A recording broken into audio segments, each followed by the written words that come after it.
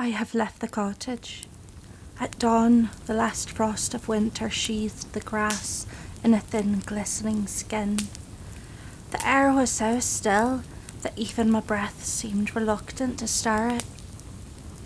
I stood on the threshold with the staff in my hand, the black stone tucked close to my breast, and I did not look back. There is nothing to look back to, only what I have already carried forward in my bones. The road east began as a familiar path, a rutted track that leads past the ruins of the old mill and down into the hollow where the elder trees grow thick. I have walked it many times in other seasons, in other years, but never like this.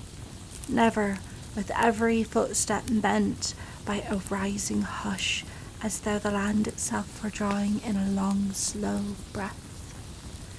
By midday, I reached the standing stones. They are older than the abbey, older than any prayer spoken in this valley. Moss thickens their faces, but today the carvings beneath it shone clear as frost. Spirals, lines, circles I cannot name.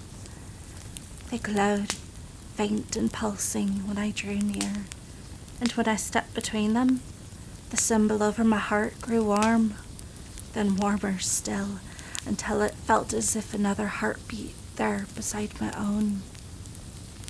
The staff weighed nearly nothing in my grasp. The black stones seemed to hum as if it answered something in the stones themselves. I closed my eyes and listened. I expected words, some final summons or command or comfort, but there were none. Only a sense, vast and unassailable, that the moment had come to cross.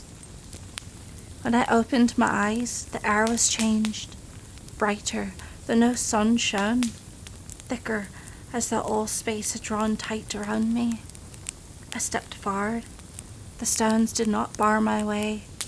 The path beyond was no longer the cart road I have always known. It was a trail of pale earth, winding between trees with bark the colour of old bone.